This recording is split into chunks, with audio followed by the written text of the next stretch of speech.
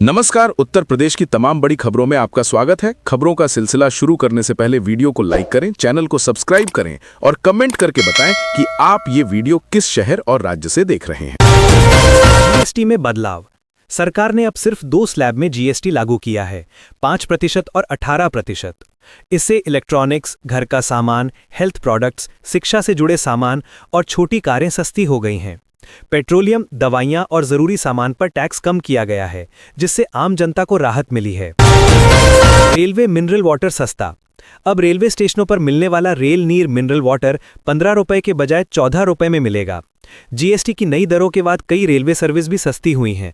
यात्रा करना आम पब्लिक के लिए थोड़ा और किफायती हो जाएगा। इससे कई यात्रियों को रोजाना फायदा मिलेगा। यूपी पुलिस रिकॉर्ड में नया नियम।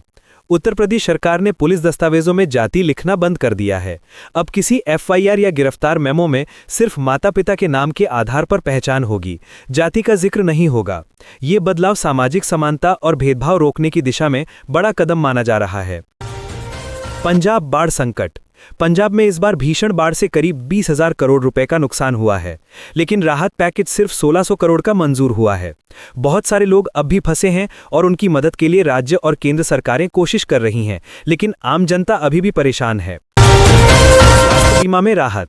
मुख्यमंत्री स्वास्थ्य योजना के तहत अब प्रदेश के नागरिकों को 10 लाख रुपए तक का मुफ्त कैशलेस इलाज मिलेगा। इसके लिए पंजीकरण आज से शुरू हो गया है। अस्पतालों में भर्ती, ऑपरेशन और गंभीर बीमारियों का खर्च भी इस सुविधा में शामिल है, जिससे गरीबों को काफी राहत मिलेगी। बाढ़ और बारिश अलर्ट। देश के कई राज्यों जैसे उत्तर प्रदेश, बिहार, राजस्थान, ओडिशा, मध्य प्रदेश, हिमाचल प्रदेश और उत्तराखंड में तेज बारिश और बाढ़ का खतरा बरकरार है। प्रशासन लगातार अलर्ट जारी कर रहा है। कई स्कूल, बाजार बंद कराए गए हैं और राहत कार्य के लिए टीमें तैनात हैं। सरकारी योजनाओं का लाभ। किसान क्रेडिट कार्ड, विद्यार्थियों को मुफ्त किताबें, महिलाओं और बुजुर्गों के लिए नई पेंशन योजना चालू की गई है। आधार, पैन, राशन कार्ड में ऑनलाइन अपडेशन तेज हो गया है। सरकार राशन राशियों का पैसा सीधा खातों में ट्रांसफर कर रही है, जिससे लेन देन पारदर्शी हो रहा है। रोजगार और भर्ती अपडेट। कई सरकारी विभागों ने नई भर्तियां निकाली हैं, जैसे पुलिस, बैंक, रेलवे, एजुकेशन। आवेदन की आखिरी तारीखें नजदीक हैं। फिलहाल भर्ती प्रक्रिया पूरी तरह ऑनलाइन की गई है, ताकि न्यूनतम दस्तावेज और अधिक सुविधा मिले। इससे युवाओं को रोजगार का अच्छा मौका मिल सकता है। बैंकिंग और डिजिटल सेवाएं। बैंक अकाउंट खोलना, लोन लेना, बीमा पॉलिसी खरीदना और सरकारी सुविधाओं के लिए आवेदन अब काफी आसान हो गया है। डिजी लॉकर सेवा लोकप्रिय हो रही है। छोटे शहरों में भी अब ज्यादातर सेवाएं मोबाइल पर उपलब्ध हैं, जिससे घर बैठे हर जरूरी काम किया जा सकता है। आयुर्वेद जागरूकता अभियान। आज राष्ट्रीय आयुर्वेद दिवस भी मनाया जा रहा है और जगह जगह जागरूकता रैली निकाली जा रही है। सरकार बच्चों, बुजुर्गों और आम लोगों को आयुर्वेद के फायदे बताकर प्राकृतिक जीवन शैली अपनाने के लिए प्रेरित कर रही है। यूपी और अन्य राज्यों में इससे जुड़ी कई एक्टिविटी हो रही हैं। छोटे वाहन सस्ते हुए। देश में कई छोटी कारें और मोटरसाइकिलें अब पुराने दाम से सस्ती हो गई हैं। सरकार की नई टैक्स दरें और छूट के चलते वाहन खरीदना किफायती हो गया है। इससे वाहन धारकों की जेब पर बोझ कम होगा। पेट्रोल डीजल के दाम स्थिर।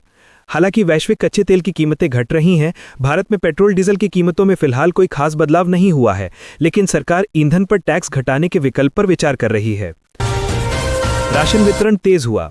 राशन कार्ड धारकों तक अनाज और जरूरी वस्तुओं की आपूर्ति और तेज कर दी गई है।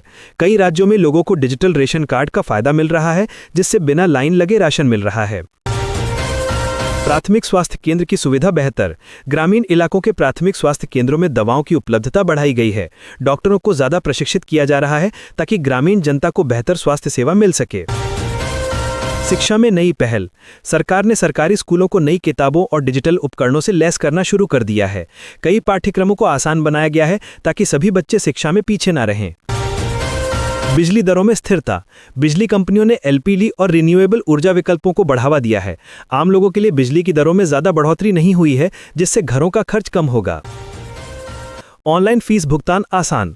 विद्यालयों, कॉलेजों और सरकारी विभागों में ऑनलाइन फीस और टैक्स भुगतान के लिए नए ऐप्स लॉन्च किए गए हैं, जिससे भीड़भाड़ कम होगी। डिजिटल इंडिया बढ़ रहा है।